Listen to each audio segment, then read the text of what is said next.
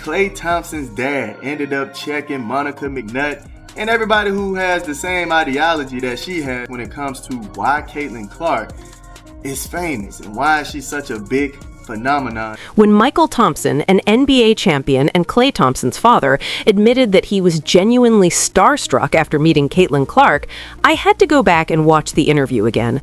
Think about this for a moment.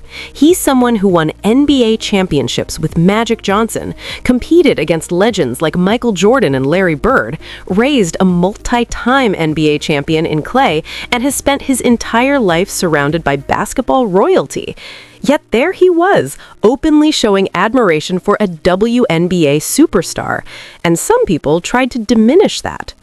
Her latest comment, claiming that Clark's fame comes simply from being a white girl from Middle America, isn't just insensitive, it reflects a recurring pattern. It's never about her incredible logo threes, her once-in-a-generation court vision, or the genuine joy she brings to fans while inspiring kids. Instead, the focus always shifts to her appearance. The real question is this: why would someone with McNutt's platform repeatedly go after the very player who's bringing millions of new fans to women's basketball? And what did Mychal say that finally puts McNutt in her place? Get ready, here it comes. Like Caitlin Clark, Caitlin Clark, I've been noticing, I've been following her career since she was a sophomore at Iowa, and I recognized how different she was, how different she played the game. She played the game like Steph Curry. We had never seen a woman play like that before. Monica McNutt has just crossed a line that most ESPN analysts know better than to cross.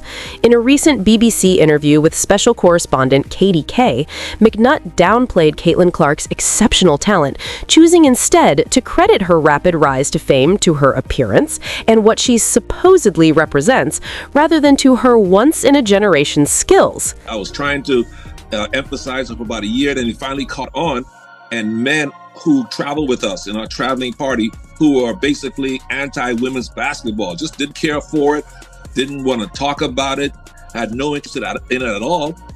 All of a sudden they started watching Caitlin Clark and got intrigued by her, and they became fans of her.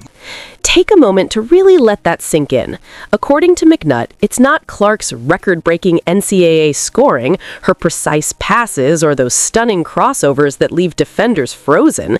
It's not her deep threes that are transforming women's basketball, nor the way she connects with fans, spends time with kids, or represents the sport in a positive way. No, apparently it all just comes down to her being white and from the Midwest. Me? Yeah. Jealous? Sure. I mean, would you be jealous of somebody that got $28 million a shoe deal or whatever the deal is before you step foot in the pros? This dismissive viewpoint completely ignores the real reason millions of fans tune in to watch Clark play. While McNutt was focused on reducing Clark to her demographic, the Indiana Fever were making history by scheduling a record-breaking 41 nationally televised games in 2025. Networks don't commit that level of airtime because of a player's background. They do it because audiences are drawn to genuine, undeniable talent on the court. WNBA and all the people that follow the WNBA and try to promote the WNBA don't understand that Caitlin Clark's game resonates with, as I say this every day, and every day I got to deal with somebody else dumb in the media. Caitlin Clark's game resonates because she's got flair, she's got flash, she's got style. I said this before, and I'll say this again. We saw Sue Bird's game. We saw Diana Taurasi's game. Kim Mulkey was Sue Bird before Sue Bird became Sue Bird. We've seen it. We haven't. What makes McNutt's comments particularly troubling is how they completely erase Clark's hard work and more than a decade of relentless skill development.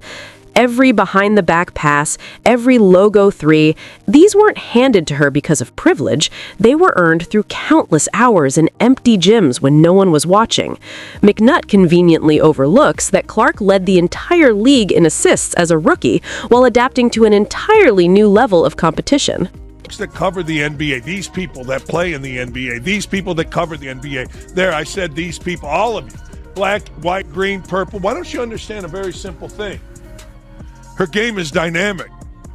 Like Diana Taurasi was like a jackass to Caitlin Clark. Why? Her game is what people are drawn to. And then you go to the personality. Her game is different than any WNBA woman ever. and she wins, and she shoots from deep. It's no different than Steph Curry. How many times? It's a pretty wild and nonsensical claim to suggest that kids look up to her simply because she's white.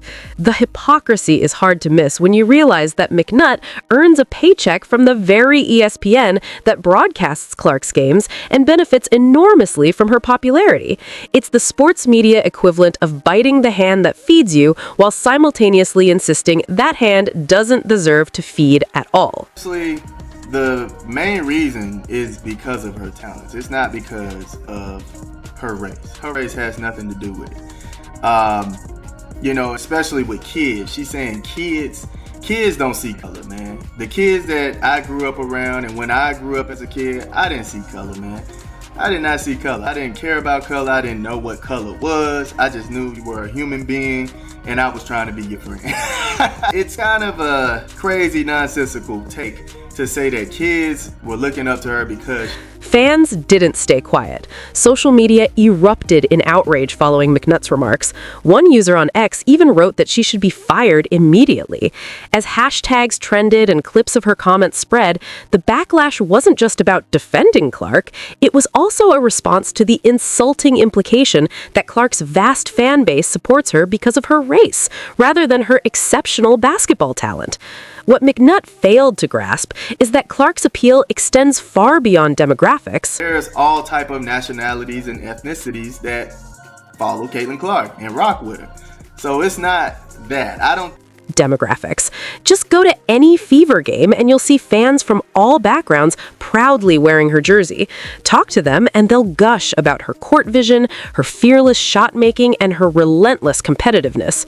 Not once will they say it's because she's a white girl from the... It's every day.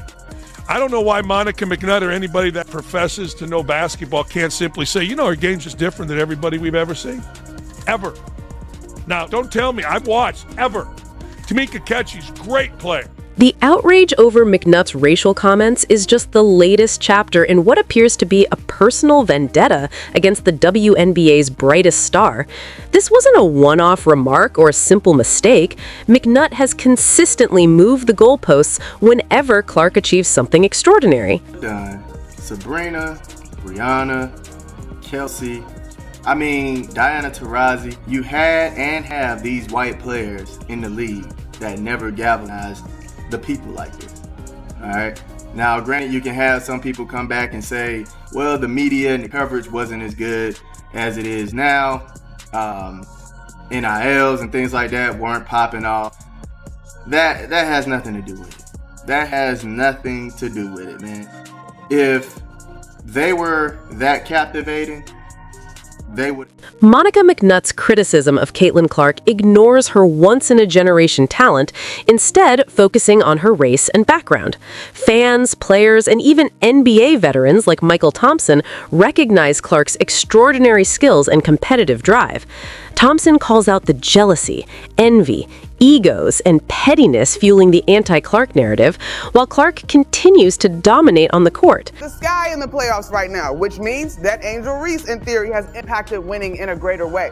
But I think the double-double streak that she's on, the 8 consecutive double-doubles, for Caitlin, she's leading rookies in points, minutes, and assists. There was terrific stats put out over the weekend by our colleague Michael Vopel about the percentage, about her being the player that has seen the most blitzes in the league. And so she's navigating a different level of defensive intensity, and rightfully so, because she's playing a point guard role for this Fever squad. So I think today, looking at the standings, you probably tend to lean.